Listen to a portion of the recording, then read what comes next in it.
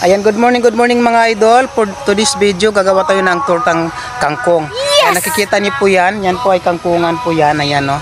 Malawak pong kangkungan. So, mangunguha po tayo ng kangkungan. Dito lang po ito sa gilid ng restaurant. Ayan. So, kung nakikita niyo po yan, ayan. So, gagawa tayo ng tortang kangkong. Ayan, no? So, hindi mo na kailangang lumayo dahil sa bakuran mo pa lang ay marami ka nang makukuha ang kangkong. Tara, samahan niyo ako.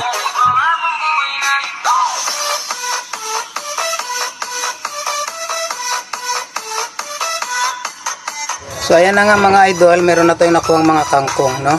So lilinisan na natin ito, hugasan natin ito ng malinis na tubig bago natin tatapsatin siya ng pino para lalagyan natin ng itlog sa mga panghalo niya.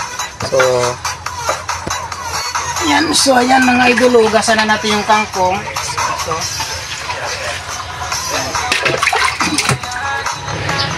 ayan, hugasan natin ng maayos yung dahon ng kangkong. Siyempre kailangan malinis yan. So ayan na, lipat natin dito para tumulo. So ayan na po siya.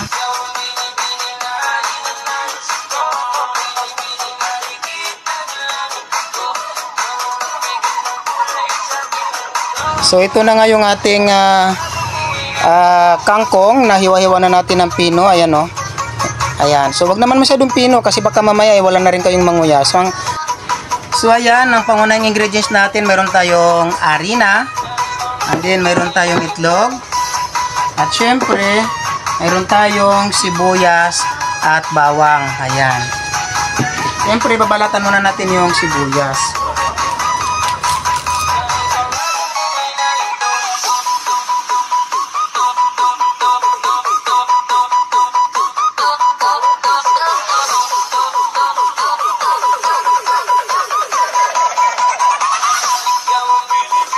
Nandito na yung ating mga panimpla. Meron tayong magic sarap, may asin, may bitchin, may paminta at may asukal. Ayan. So lagyan natin ng magic sarap. Ayan, and then bitchin. Kunti lang yung bitchin mga idol ha, kasi alam naman natin bitchin ay hindi maganda sa katawan. At syempre kunting asin. Ayan.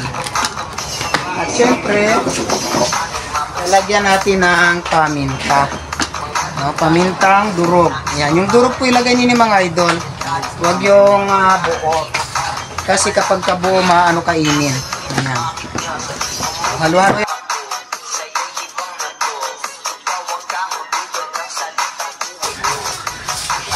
Okay. Yan.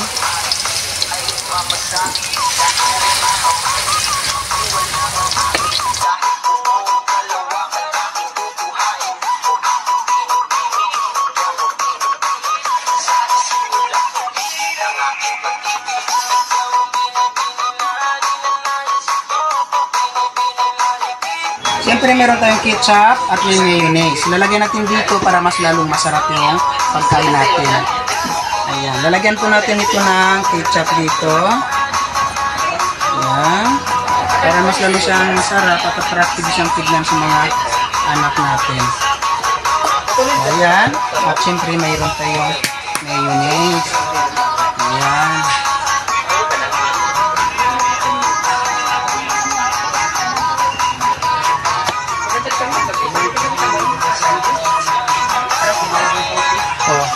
So ayan na nga mga idol, mga kanguso, ito na po yung ating pinagmamalaking crispy tortang kangkong na napakasarap at sigurado mayroon na po kaming ulam. So kung nasundan niyo po yung aking ingredients or yung aking ginawa, comment down below. At syempre, pwede nyo gawin sa bahay ninyo dahil murang-mura na po siya, masustansya pa siya, makukuha nyo lang sa mga paligid ninyo. So tara, tikman na natin! So ayan na nga, tawagin na natin si Calix saka si Gogo para tikman yung ating nilutong tortang talong para malaman talaga nila kung nagsasabi ako ng totoo. Go na, tikim na! Ikaw na magtikim, go! Ano kasi na pagdating ko dito, naging luto sila nito. Yes! Sigurado ako, dahil murang-mura na yan siya mga idol. Kukunin nyo lang sa mga backyard ninyo. Anong lasa? Grabe, perfect, ang sarap. Anong masasabi? Hindi na makapagsalita si Calix. Para siyang may beef patty. Oh yeah, parang beef patty, di ba? Parang beef patty. Oh, parang panghalo sa hamburger. Actually, pwede po niyang gawing palaman sa hamburger. Diba? Sobrang mura. Isa pa. Sarap. Ako daw ang titikim. Yan. Parang sa karne, sir. Parang sa beef patty. Wow! Sarap talaga. Para siyang burger patty. Promise.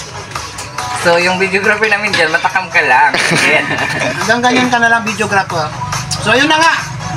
Mga idol, kung nasundan yung ginawa ko sa paggawa ng tortang kangkong, huwag mo na makalimutan mag-like, mag-share at syempre sa lahat mag-subscribe. Maraming salamat po!